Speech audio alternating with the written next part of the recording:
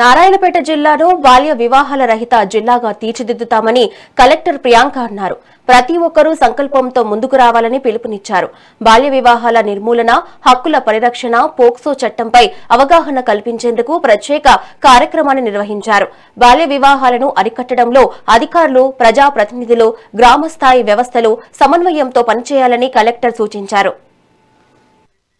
సామాజిక దురాచారాన్ని అరికట్టడం అందులో భాగంగా ఈ కార్యక్రమం బాల్య వివాహం అనేది ఒక సామాజిక దురాచారం మరియు చట్టవిరుద్ధం.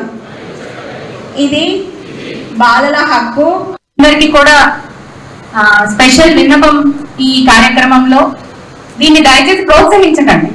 మీకు పొలిటికల్ గా చాలా సమస్యలు రావచ్చు, జరగడం జరుగుతుంది. సో మీరు కూడా ఎక్కడైనా ఇలాంటి జరుగుతున్న చోట ఆపటానికి ప్రయత్నించాలి.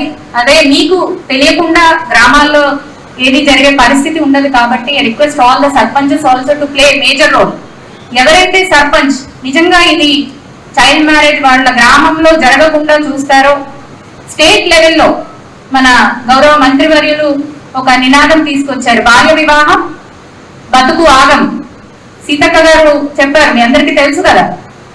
సో స్టేట్ లెవెల్లో మీకు మంచి అవార్డు వచ్చే విధంగా కూడా మేము తప్పకుండా చర్యలు తీసుకుంటామని, నారాయణపేట జిల్లా ఫ్యూచర్ లో ఈ ఒక సంవత్సరంలో 0 చైల్డ్ మ్యారేజెస్ కింద ఉండే విధంగా మీరందరూ కూడా సహకరిస్తారని మనస్ఫూర్తిగా కోరుకుంటూ, ఆఖరిగా ఎడ్యుకేషన్ డిపార్ట్మెంట్ వారికి మరొక విన్నపం. ఎస్పీ గారు ఇందాక పోక్సో కింద కూడా వాళ్ళ మీద కేసులు నమోదైతే, ఎందుకంటే చైల్డ్ మ్యారేజ్ తల్లి తండ్రులు ఎవరైనా చేసి పంతులు వాళ్ళందరూ జైలుకు పోతారు.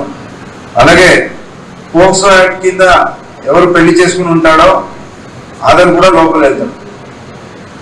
సో ఈ 2 చట్టాలు కూడా చాలా స్ట్రాంగ్ చట్టాలు, బెయిల్ కూడా దొరకడం చాలా కష్టం.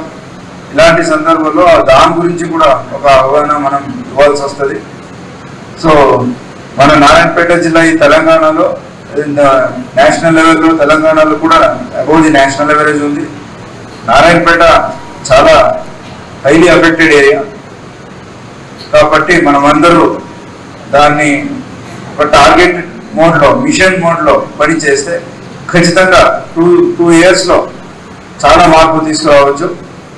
సో మీరందరినీ కూడా ఈ ఒక మిషన్ మోడ్ పరంగా సిద్ధంగా ఉన్నాం. అందరినీ ట్రాక్ చేసి, రీహాబిలిటేట్ చేసి, అలాగే వాళ్ళ పేరెంట్స్కి, మదర్కి ఎవరైనా అలాంటివి ఉంటే వాళ్ళకి వేరే జీవనోపాధి వచ్చేటట్టు కూడా ఒక ప్లాన్ చేసుకుంటూ అందరినీ కూడా ఇక్కడ నిల్ రిపోర్ట్ రావాలి. చైల్డ్ మ్యారేజ్ ఎన్ని అవుతున్నాయంటే నిల్ రిపోర్ట్